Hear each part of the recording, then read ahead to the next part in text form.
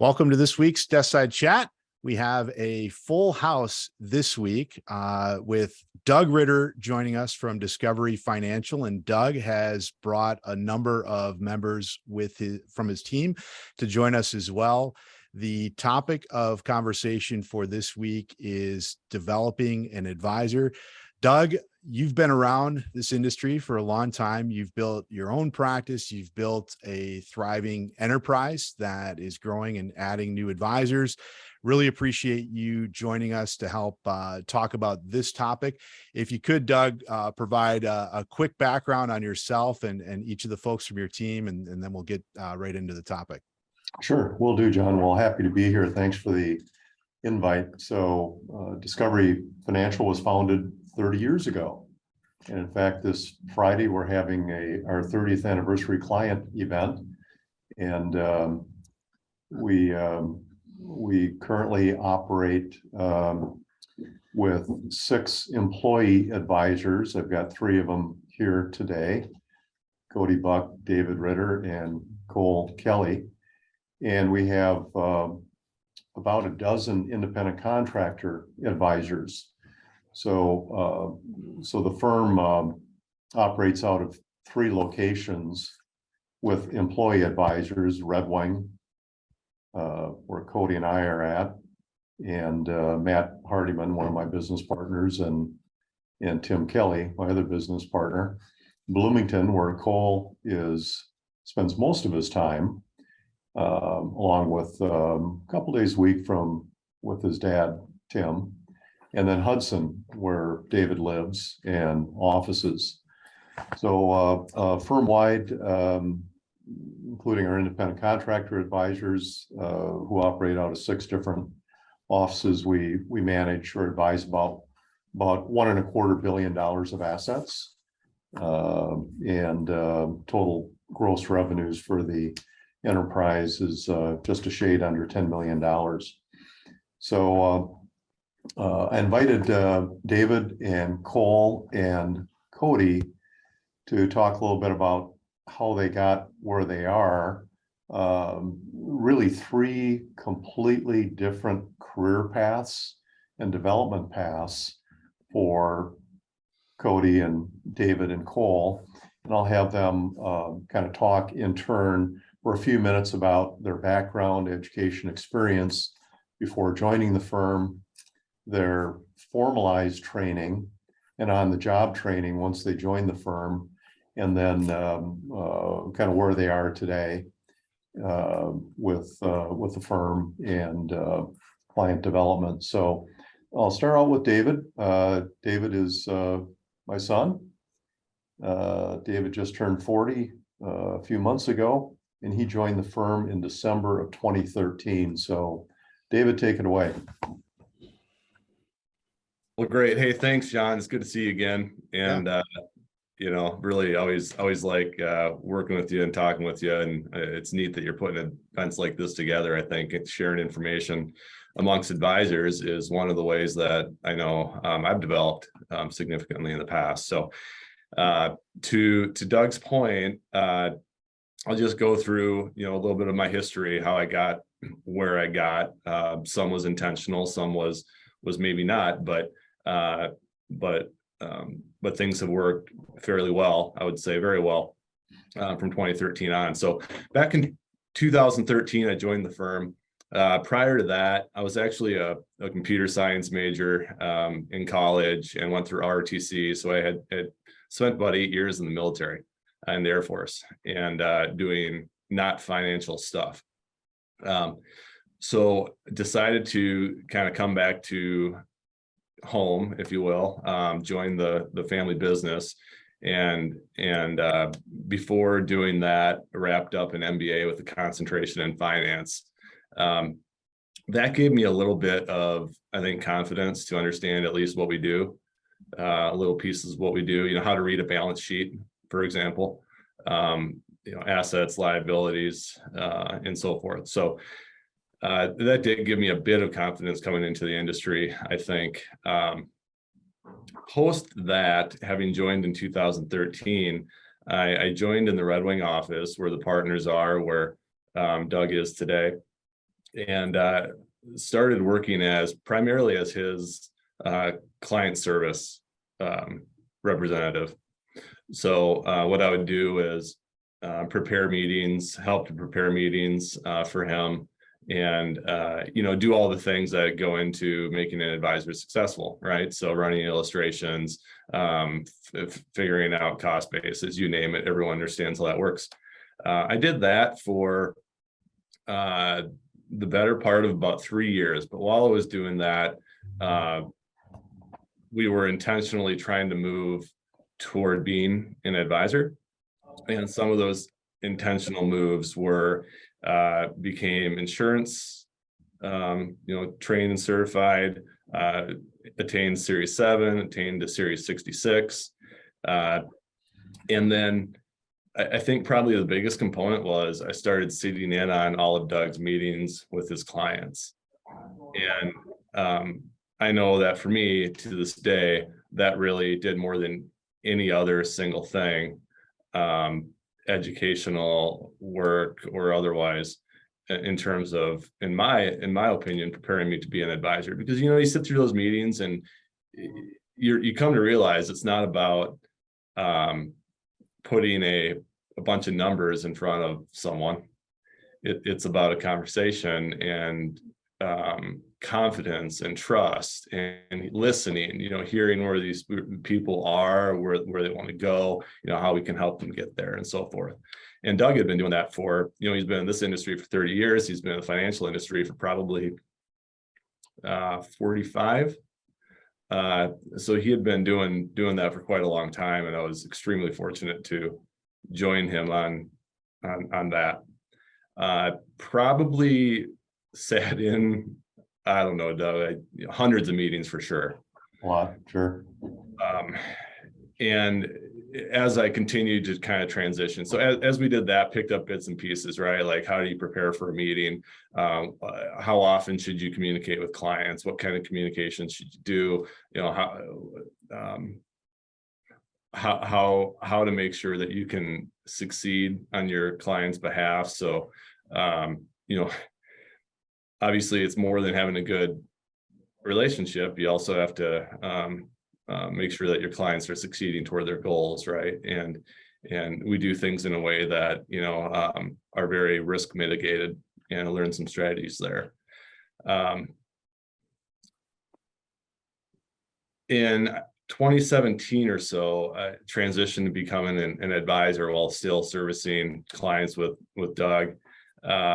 He cut over some portion of his business to me. And not too long afterwards, we purchased a book of business from a retiring advisor, where I took I think it was probably the bottom half of the AUM or so. So over the course of a year and a half or so, went from having no clients to having quite a few people to talk to. And that was a really, really big deal. It was a huge deal. Because now you're out in the real world. It's not theoretical, and you're doing it. So those were two huge opportunities: the cutting a bit of the business over, and then taking a bit from a book that the Discovery Financial purchased. And we can talk about how that was structured, I guess, if anyone's interested later. So as we're working down that path, 2017, 2018, 2019 ended up deciding to get a CFP, work toward the CFP, pass the CFP test then. I think that was helpful too, to just confidence as an advisor. I felt like I had a little more credibility, and I could wear that to some extent. Not to mention, it's a lot of great material, and I would recommend it to anyone in the field who hasn't gotten it. It's not an easy test. I think anyone will tell you that, but it's substantial and it's helpful. Broke off in some extent toward Hudson about 2 years ago. And when I say that, I just mean I live in Hudson and started working more out of Hudson, but maintain the same client set started developing more relationships up in the Hudson area. For those of you that don't know, it's 45 minutes away from Red Wing up the St. Croix River Valley, not too far away. So I feel like that was a wall of words, but that's sort of the deal there. Appreciate the time, John. Yeah, thank you. Thanks, Let's David. Doug, I'll leave it to you, Doug, to keep going around Sure. here. David, thank you. I Sure. was just thinking so many different conversations are going to spin off from this, but go ahead, Doug. All right. Well, next up, Cody Buck, and Cody joined our firm in February 2015, and as you'll hear, Cody had a completely different background and experience leading up to joining Discovery Financial. So go ahead, Cody. Okay, yeah, thanks, Doug. So as Doug mentioned, my background was completely different. It was, I'd actually gone to school for golf business. So I had a degree in that from the University of Stout. I've been running a golf course since I graduated in 2008, and was looking to get out of the industry.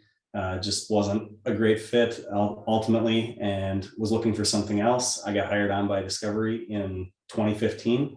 I worked as a client service representative for Doug and David's book of business.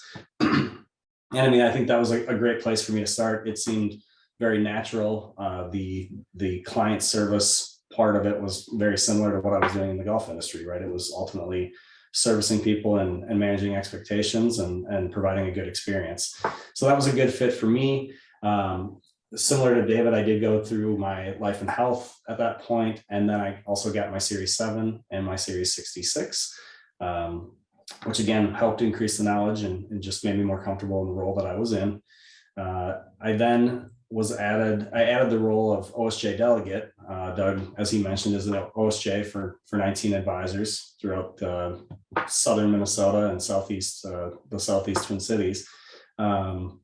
So I added the role of the OSJ delegate after I passed my Series 24.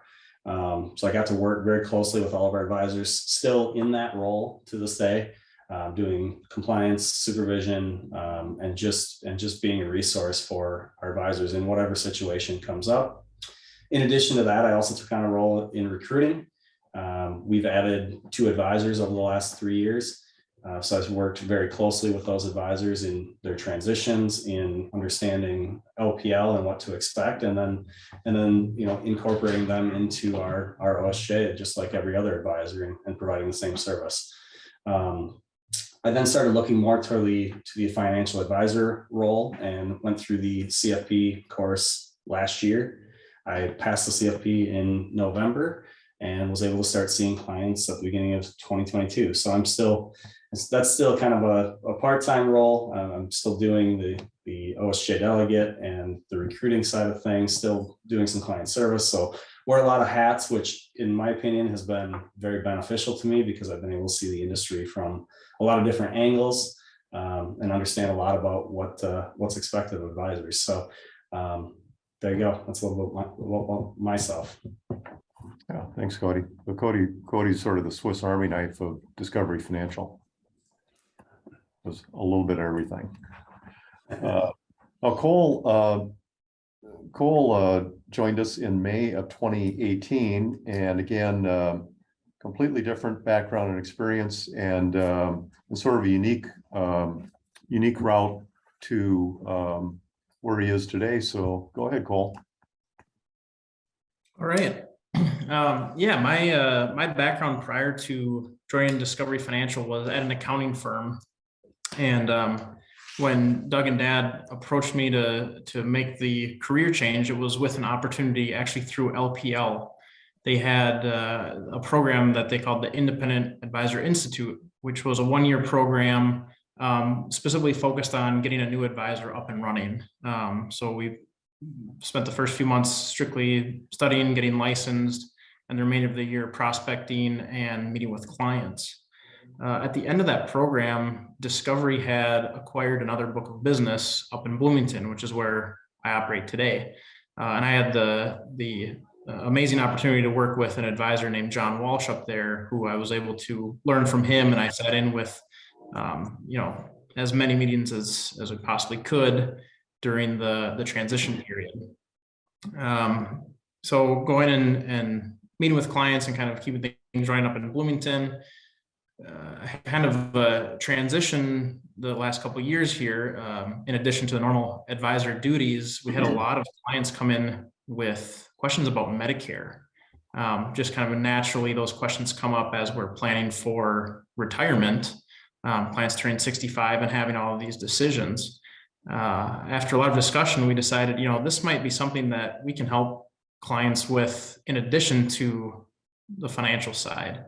And so I kind of picked up on Medicare just a few years ago, getting licensed on that side, and now meeting with clients throughout the OSJ, helping them navigate that side of things in addition to the investment side. So that's been kind of a unique but exciting path to learn another, I guess, industry, a job within the job.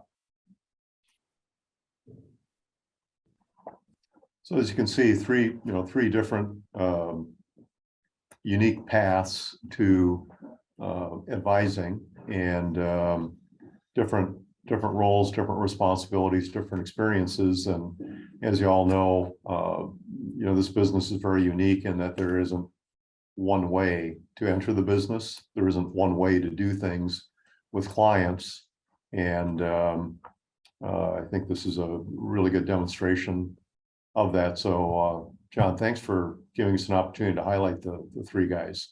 Yeah, no, thank you all for joining and sharing that background. Really appreciate it. Like you said, Doug, it's neat to see the different backgrounds that everyone has as they come in. I want to ask you a couple questions, Doug, and then maybe you can filter that through the three advisors as well. You had mentioned Discovery has different affiliation options, right? Independent, employee structure. Can you talk a little bit, Doug, about the development of that process with Discovery, how you've opened up these different options and how you help advisors kind of choose what's going to be best for them? Sure. So all of us on the call today are W-2 employees of Discovery, as are Cole's dad and my other partner, Matt Hardiman. So that's where the firm started, was with the employee model, if you will. And then in the early 2000s, we had an opportunity with a former broker dealer to begin to develop an OSJ, and really acquired a couple of advisors looking for a home to belong to. And so that was about 20 years ago. And we slowly began adding advisors. Typically, the advisors we add on the independent channel are experienced, they're very experienced people with existing practices, books of business, who are looking for a change. They might be coming from a firm that has sort of gotten away from the personal touch and camaraderie and fellowship and learning opportunities like this. They might be looking to move from a firm that's just kind of lost its way, and there's a number of those out there. So we've over time added, we now have 13 independent contractor advisors in 6 different locations, actively looking to recruit additional advisors. On the employee side, that's sort of a different decision tree. And all 3 of the guys you see here have a family connection. Cole, David are sons of owners. Cody married into the Kelly clan. His wife is his wife Erin is niece of Tim Kelly. So so we've been cautious, I would say, about adding employee advisors. People people you trust, people you understand. And it's not to say we won't add additional employee advisors. We certainly might do that, but it would have to be, the right circumstance. So once again, a reminder of the format for these meetings. This portion of the meeting is going to be a public YouTube link. And then when we conclude this portion, we'll open up the door to other members who are here to ask questions directly. So I don't know how much you want to share on this question, Doug, but I think it's definitely something that would be very interesting for all parties. Can you at least at a high level kind of give an idea of what the compensation structure looks like on the W-2 side versus more the independent side? Sure, absolutely.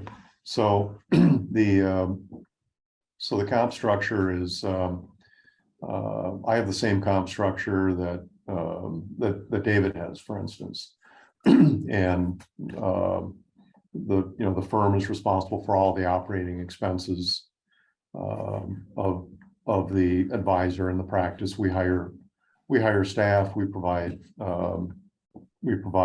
premises, technology, marketing, communications, so on and so forth.